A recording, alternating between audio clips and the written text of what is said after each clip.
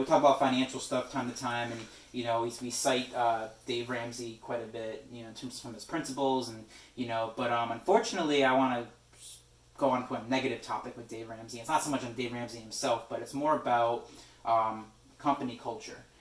So if you know the Dave Ramsey broadcast, yep. Obviously it's centered around him, but he also has a lot of guests, permanent guests. Yeah. How do I say secondary, shows, I guess. And so there's some big names. His daughter Rachel Cruz is a big name.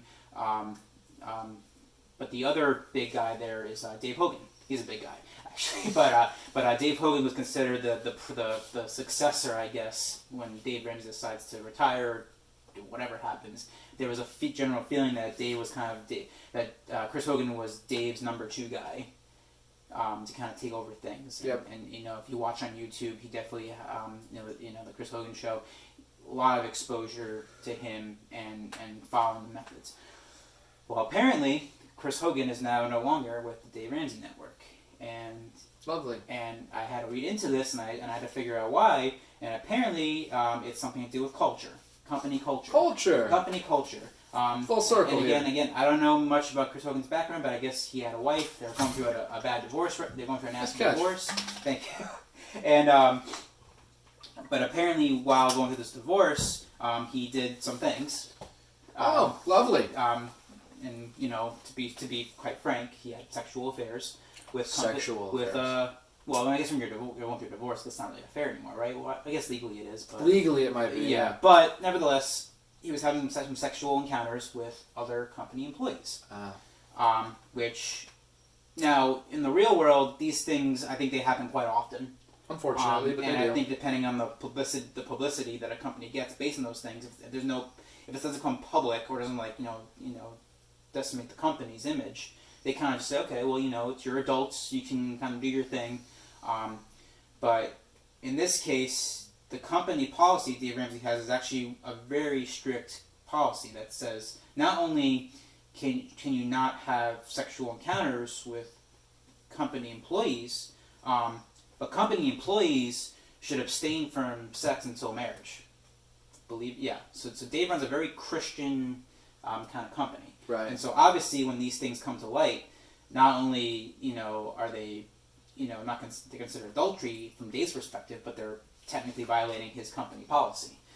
So basically they said that, so basically the policy is, even though they consider Ramsey Solutions one of the best places to work in America, they require employees to adhere to a strict and righteous living code that bans gossip and sex outside of marriage.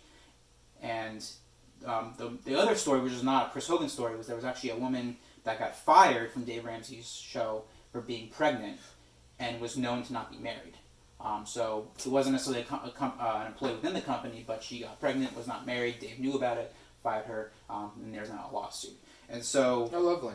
So it's basically kind of long story short. What's happened here is that Chris Hogan, personal life. Outside of doing actual work, got tangled into this mess of company policy, and that's why he's no longer there.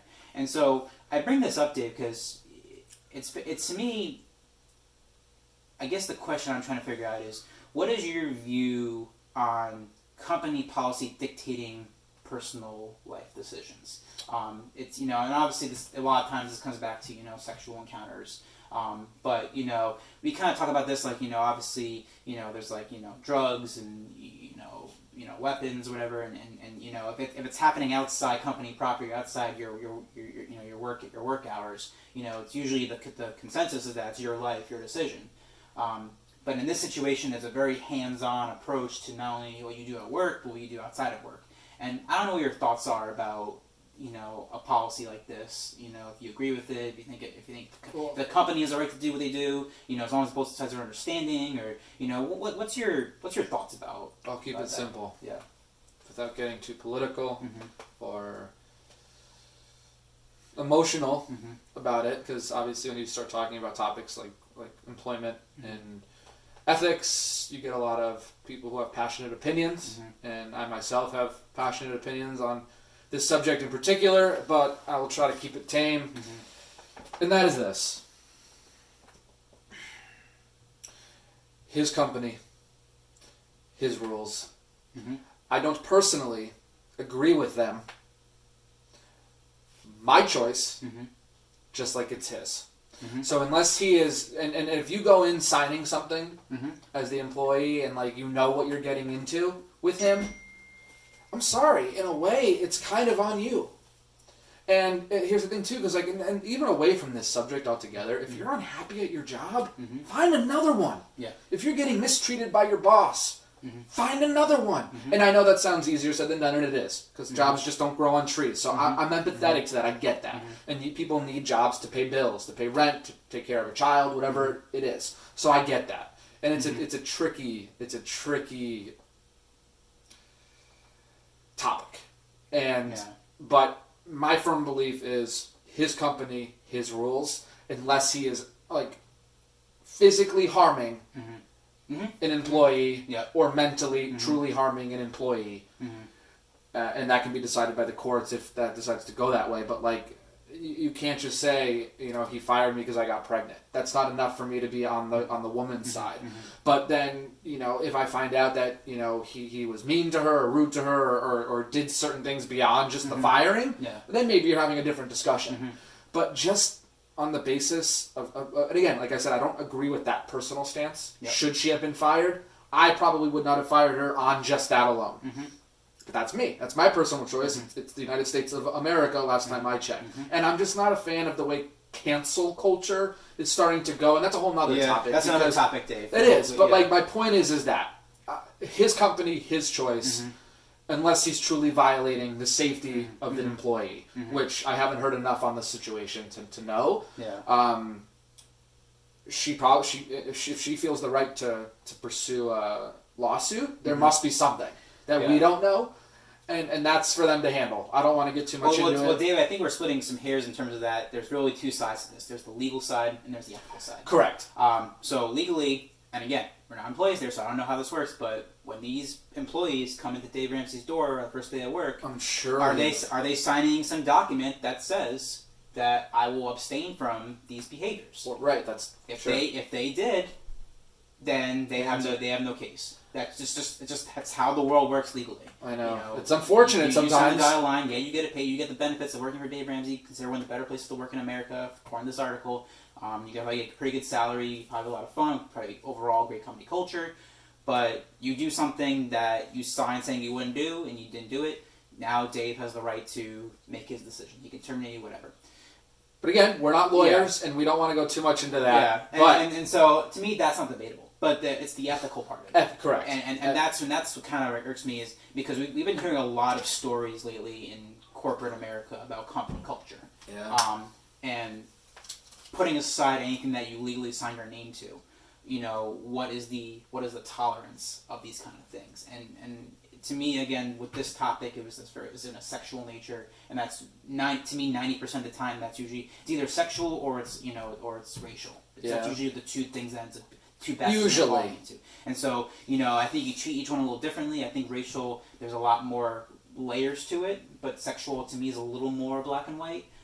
Sure. Because it's either you had sex with somebody or you didn't have sex with somebody, or you made an advance to somebody or you didn't. You know, and there's always debate about, you know, he did this to me, and he goes, oh, that was not my intent. And, you know, but in general, 9 times out of 10, it's pretty clear what happened. You know, an employee approached an employee to engage some encounter, either both consented or one disagreed, and that's where problems arise in the ethical world. And so it's a question of, you know, from a personal standpoint, when you're hired by a company, and this is assuming that you're single. So let's just assume for a minute that you're single. You know, you're mid-20s. I'm not ladies. Yeah, none of us are. But let's assume that you're 25, single, working for a big company. Yeah. Is the corporate workplace to you an acceptable place to seek out companionship in your mind? I mean, there's a complete hands-off kind of thing. Well, again, you know, I don't want to be too divisive on this, but you know, you're if you're over 18, you in you're an adult. In most of America, you can give proper consent, and in the company corporate setting, again, personal opinion, would I go out of my way to find office romance? No. Probably not. No. But if the right person came along, Just in your lap, and, who's to say I wouldn't? Who's to say I wouldn't date them or pursue something? And does that make you a bad person for having feelings for someone and just because you work together? I mean, so what? But again, just because 9 times out of 10, I'm at work collecting a paycheck. I want to lay low. You want to focus on that. I want to focus on the job, and then if romance is there, maybe. And you know, in my workplace, Dave, I know I've met a bunch of people who got married with somebody they met at work, and again, I'm not trying to poo-poo it and say that it's a bad thing to meet somebody at work. Especially if it results in a marriage. I mean, it's mazel tov. I mean, but. It is a very tricky place. He's not Jewish, by the way. Yeah, because he has a lot of Jewish friends. Because it's one thing to go to a bar or to go to a club and meet somebody in you know your personal life, and you know that's usually how it's most usually happens. But in the workplace, it is a very tricky endeavor because you are protected. You know there are rules to abide by, and even though romance ultimately comes out of it a lot of times, it doesn't mean that it happened completely kosher. Because there are some, because if things backfire at any moment, you break up with somebody, absolutely, or if you do make an advance and it's not wanted, it's very easy for someone to go to HR and say, this person did this to me, and don't do that, but I mean, but yeah, there's as we said, there's the legal side, which Dave Ramsey had full right if people sign something, and there's the ethical side where it is a little tricky, but if nothing was signed and now Dave's saying it's bad, well then maybe he has a problem on his hands, but yeah, that's kind of what I want to get into. I do like Chris Hogan. I don't know what his future holds, but I mean obviously having Dave Ramsey as a platform really helps your career. We'll see if he has the footing to kind of resurrect on his own somewhere else, depending on what happens with that.